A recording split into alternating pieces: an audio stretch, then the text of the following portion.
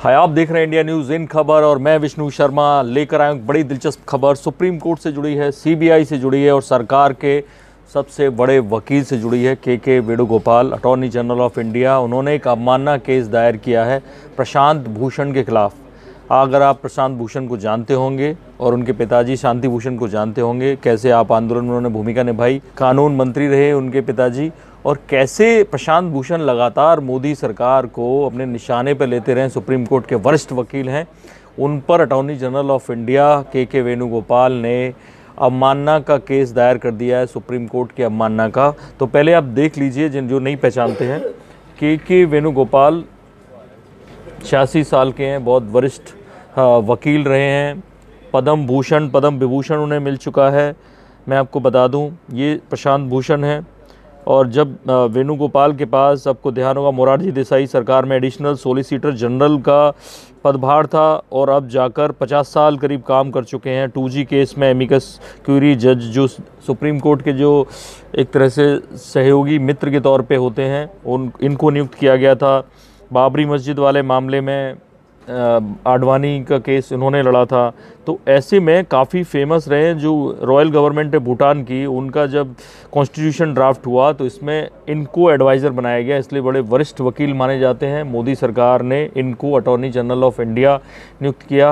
ये प्रशांत भूषण है, इनका भी जो इनके पिता का और इनका बड़ा योगदान रहा है। पिताजी कभी कानून मंत्री रहे शांति भूषण, आप आंदोलन में इन्होंने भूमिका निभाई, उसके बाद आपसे बाहर हो गए, लेकिन सुप्रीम कोर्ट में बड़े केसेस में इनका नाम आता है। तो ऐसे में वजह क्या है, इन्होंने अवमानना का केस क्यों दायर किया, वो मैं आपको बताने जा रहा हूँ।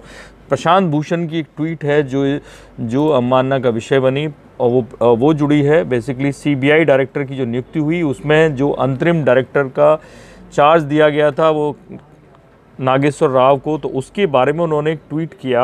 वो ट्वीट, पहले 2 ट्वीट हैं, ये मैं पहले पढ़ा देते हैं कि today in CBI director appointment case the government made a startling new claim that Nageshwar Rao was selected as the interim director in the HPC meeting on 11 January. मतलब जब सीबीआई डायरेक्टर को अपॉइंट किया गया तो उसमें गवर्नमेंट ने एक नया क्लेम किया कि नागेश्वर राव को, क्योंकि बीच में बनाया गया था अंतरिम डायरेक्टर बनाया गया था सीबीआई का, तो तब वो मीटिंग में तय हुआ था। वो ये बता रहे हैं कि ये मीटिंग में तय हुआ था। और उन्होंने इसके लिए प्रशांत भूषण ने दोबारा ये भी किया है, दूसरा ट्वीट, कि I have just confirm personally from the leader of opposition mister Kharge. Mallikarjun Kharge जो विपक्ष के नेता हैं लोकसभा में कांग्रेस की तरफ से, वो उनसे कंफर्म किया। प्रशांत भूषण ने ऐसा दावा कर रहे हैं कि दैट नो डिस्कशन और decision in an HPC meet, यानी हाई पावर कमेटी जो सिलेक्शन करती है, जिसमें मल्लिकार्जुन खरगे होते हैं, पीएम मोदी होते हैं और सीजेआई गोगोई, ये 3 लोग शामिल थे, कि इस मीटिंग में कोई डिस्कशन नहीं हुआ जो रीअपॉइंटमेंट होना था नागेश्वर राव का। तो ऐसे में the government appears to have misled the court and perhaps submitted fabricated minutes of the HPC meeting. यानी ये दावा कर रहे हैं कि गवर्नमेंट ने कोर्ट में, यानी सुप्रीम कोर्ट में जो हाई पावर कमेटी है, उसकी जो मिनट्स होते हैं मीटिंग के, वो गलत प्रोड्यूस किए हैं। इस तरह का कोई फैसला नहीं लिया गया।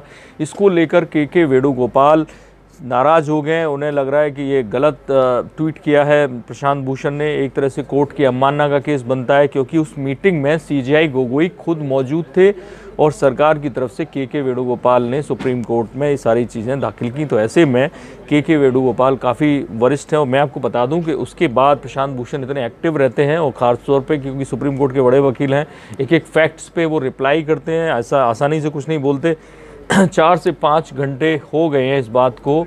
अभी तक प्रशांत भूषण की तरफ से कोई ट्वीट इस मुद्दे पर नहीं है। उनका ट्विटर अकाउंट है, जो लास्ट ट्वीट उन्होंने 4 घंटे पहले किया है, उसके बाद कोई ट्वीट नहीं किया है। तो ऐसे में लगता है ये मामला बढ़ा जाएगा। अब सुप्रीम कोर्ट में कब सुनवाई होगी, इस पर क्या एक्शन होता है, वो आपको बताएंगे। प्रशांत भूषण क्या कहते हैं, ये भी हम आपको बताएंगे। आप देखते रहिए इंडिया न्यूज़, सब्सक्राइब करें इन खबर। थैंक यू, नमस्कार।